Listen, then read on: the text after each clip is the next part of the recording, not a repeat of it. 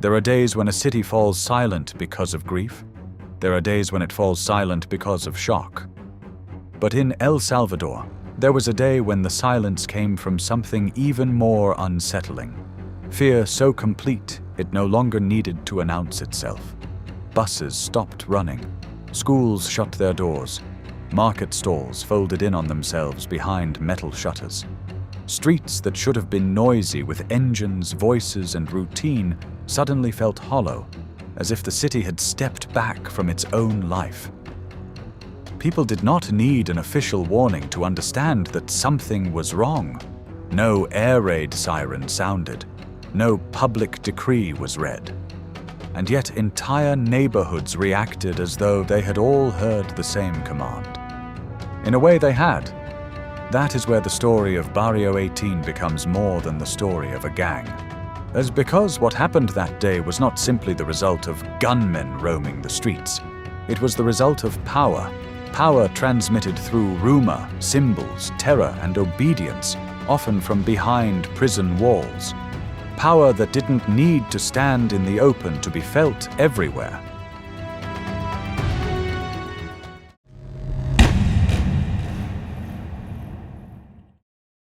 That is the first great paradox of Barrio 18.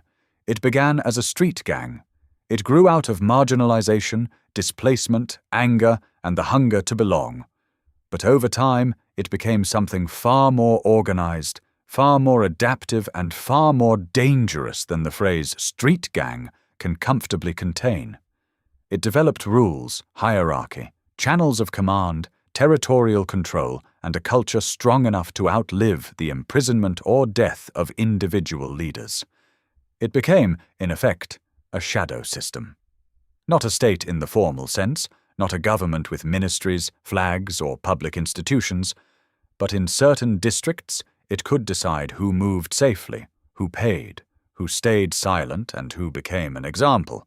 It could impose order of a brutal kind. It could collect, punish, recruit, and retaliate. And it could do all of that while living inside the cracks left open by the official system. That is what makes Barrio 18 so difficult to understand from a distance. People often imagine gangs as chaotic, impulsive, and short-sighted, young men with weapons, tempers, and nothing to lose. But Barrio 18 endured because it learned structure. It understood something fundamental. Sporadic violence creates headlines, but organized fear creates control. Once that happens, everyday life begins to change shape around it. Children learn which streets are forbidden before they are old enough to understand politics. Bus drivers learn which routes are dangerous before dawn. Shopkeepers learn that survival depends on payments that are never called taxes, though everyone knows exactly what they are. And families learn to lower their voices at the mention of names. A whole society starts to internalize rules it never voted for, rules enforced not by legitimacy, but by consequence. And the most chilling part is this. Eventually, people stop seeing that fear as an interruption. They begin to experience it as background, not a crisis, but a condition. Barrio 18 understood the usefulness of that transformation. To dominate a place, you do not need to be visible at every moment. You only need everyone to believe that you could be. That is how a gang evolves into something harder to uproot. Something that no longer depends entirely on one charismatic leader, one district, or one generation. It becomes a system that can absorb pressure, reorganize under attack, and reappear in altered form. Arrest one figure, and another voice takes over. Crack down in one neighborhood, and influence shifts elsewhere. Lock men behind bars, and the machinery keeps moving. To understand how such a thing became possible, though, you cannot start in El Salvador alone. The story does not truly begin with buses burning, extortion rackets, or prison orders. It begins much earlier and much farther north in Los Angeles. That is where the original conditions took shape. Among immigrant communities struggling for protection, identity, and space, gangs offered a warped version of belonging. They gave names, territory, codes, and brotherhood to young people who often felt expendable to everyone else. In places where institutions failed to create safety, violence offered its own promise of order. That promise was false from the start, but it was powerful. And from that false promise, the first seeds were planted.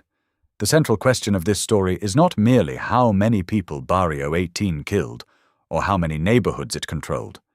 The deeper question is how an organization born on the street learned to survive repeated crackdowns, internal schisms, prison regimes, and state retaliation, and still remain capable of paralyzing a country. The answer lies in understanding that Barrio 18 was never only a gang in the narrow sense.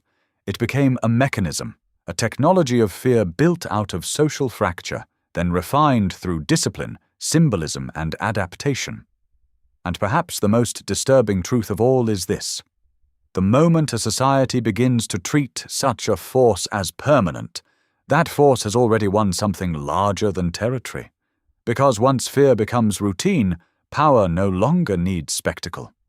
The rest of the story begins there, not with the blood on the pavement, but with the origin point.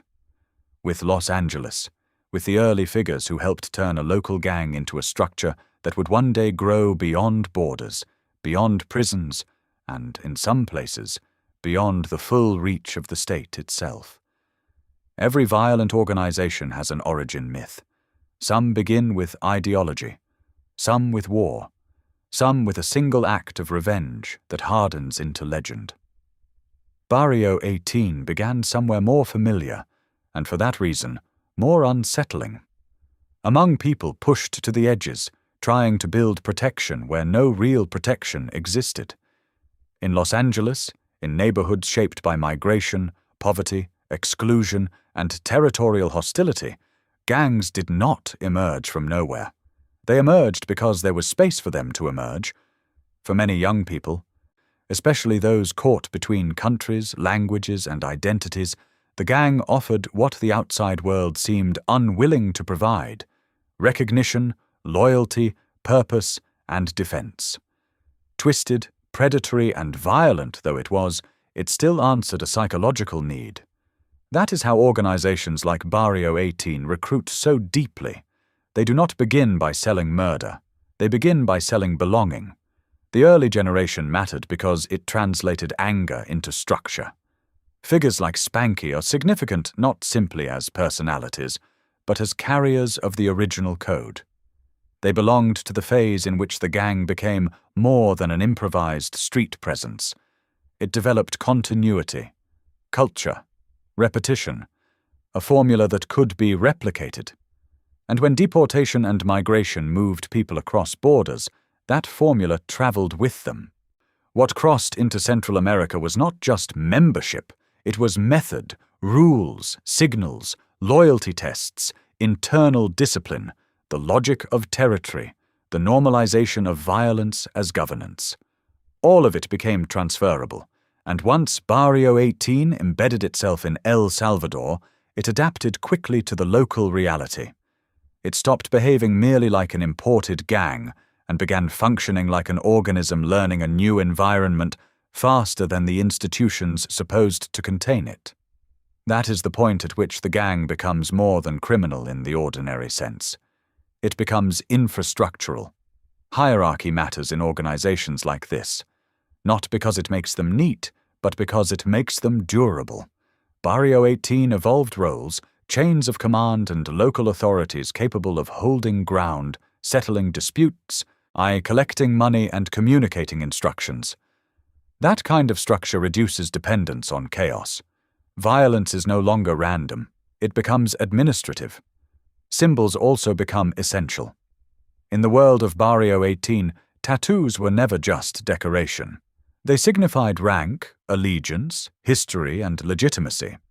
They could mark a body as a record of commitment, a statement of survival, or a claim to status.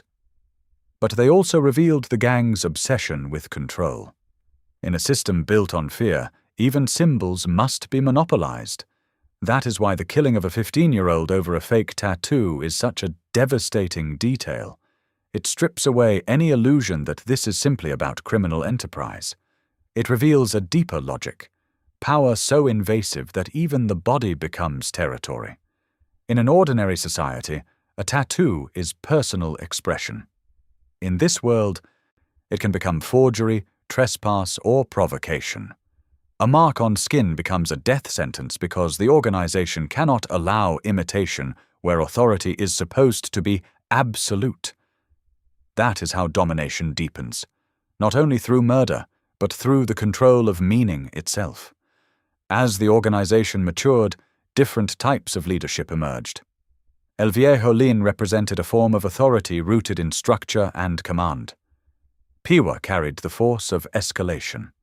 Harder, more ruthless, more openly tied to extreme violence.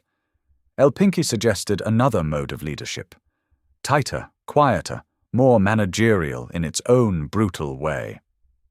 El Colocho stood closer to the territorial front line, where power had to be asserted in the streets, house by house, block by block. Taken together, these figures show that Barrio 18 did not grow like a mob. It grew like a system with multiple centers of gravity. But systems that expand quickly also fracture, and Barrio 18 fractured from within. The split between revolucionarios and sureños was not just a matter of labels. It exposed competing visions of power, strategy, and survival. To outsiders, the two factions may have seemed inseparable, branches of the same violent tree. From the inside, however, such divisions could be deadly. Competition sharpened suspicion. Suspicion sharpened cruelty. Loyalty had to be proved again and again, often in blood. That internal rupture did not instantly destroy the gang. In some ways, it made it more dangerous. A divided organization can become erratic, and erratic violence is harder to predict, harder to negotiate around, and often more intense. When fear is directed both outward and inward, everyone becomes expendable. Then came another paradox: prison. In theory, prison should interrupt criminal power. In practice, for Barrio 18, it often helped concentrate and refine it. Prison removed men from public view, but it did not necessarily sever their influence. Instead, it created enclosed spaces in which the gang's surviving leadership could reorder itself, consolidate discipline, and maintain lines of communication. Walls may contain bodies, but they do not automatically dismantle systems. This is one of the most important shifts in the story. Once command can operate from behind bars, the old assumptions collapse. A leader no longer needs to stand on a street corner to exercise control. The gang no longer needs to function as a visible crowd.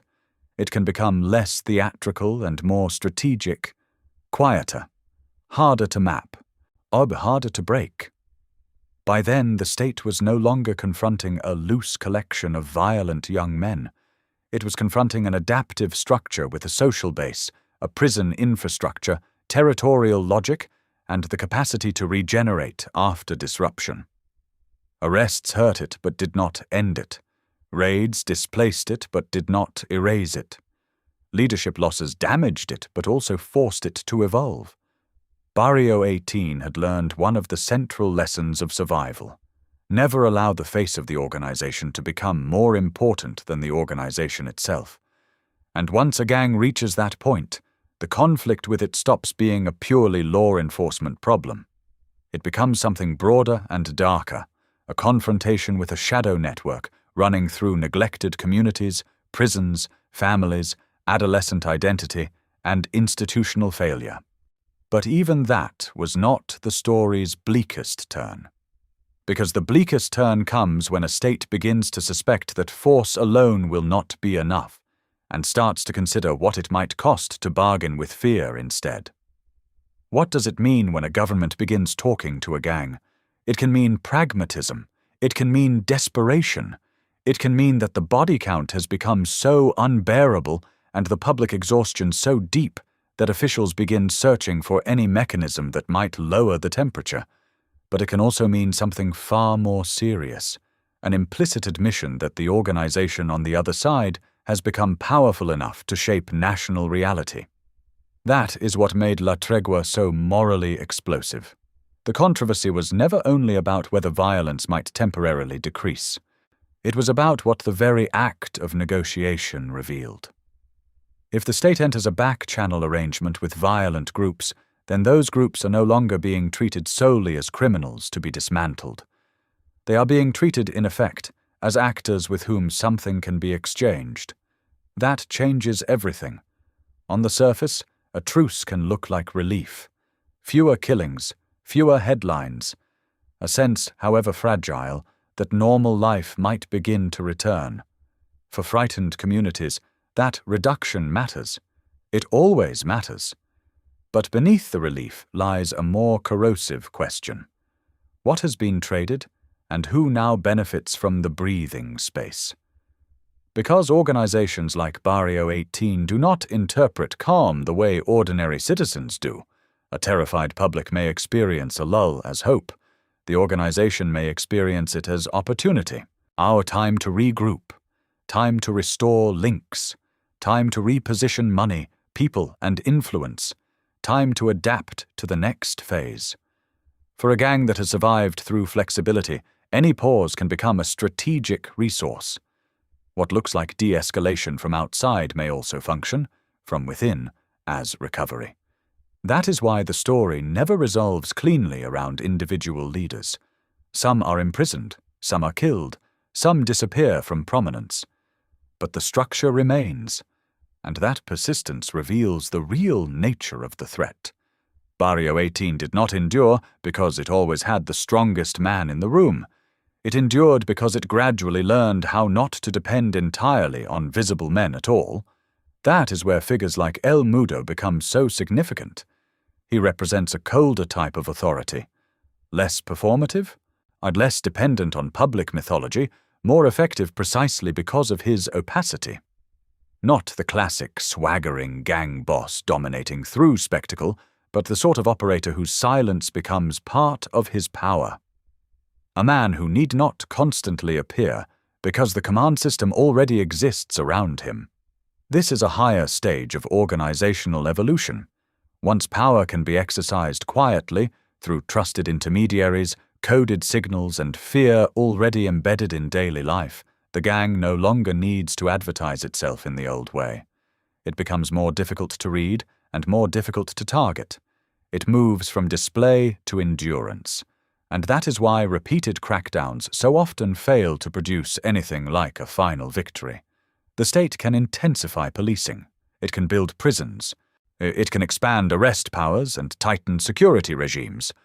But if the conditions that feed the organization remain, poverty, abandonment, fractured families, displacement, institutional distrust, prison systems that reproduce gang discipline rather than undo it, then the machinery of violence still has raw material to work with. This is the larger tragedy of Barrio 18.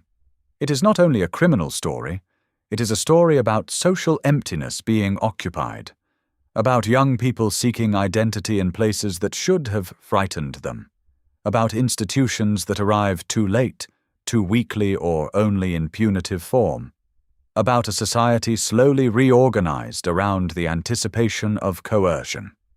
And in that sense, Barrio 18's greatest success was never simply the territory it controlled or the money it extracted. Its greatest success was psychological, and it taught people to live around it. That is the point at which a violent organization becomes more than a security problem. It becomes environmental. Its presence is built into ordinary decisions: where to walk, when to speak, what to wear, whom to trust, whether to look up, whether to ask questions, whether to leave. Fear ceases to be an event and becomes a setting. From Los Angeles to El Salvador, from tattooed initiation to prison command, from street warfare to clandestine political negotiation, Barrio 18 followed a terrifying trajectory. It began as a gang of the margins and evolved into a structure capable of forcing entire institutions to react around it. Not just the police, not just politicians, society itself. And perhaps that is the coldest conclusion of all. A gang is dangerous when it can kill. but it becomes an enduring nightmare when it no longer needs to be constantly visible for everyone to keep living by its rules.